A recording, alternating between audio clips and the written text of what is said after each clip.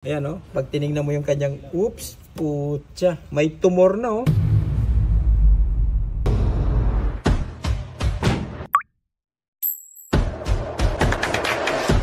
My name is Andre Bonds of the Handsome Mechanic. You should be here.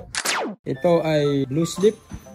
Okay, pag titingnan mo, ayos. Pero tingnan mo, isang ilaw, hindi gumagana. Isang ilaw, no? Yan, hindi gumagana yung isa doon, no? Pero ito yung malikot dyan.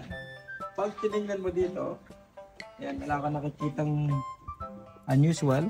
Langis niya, ang linis. Pero, part ng blue slip kasi guys, dito po sa New South Wales, bilang mekaniko, pag meron kang license na mag-inspect ng kotse, ang tawag dyan, pink slip or blue slip.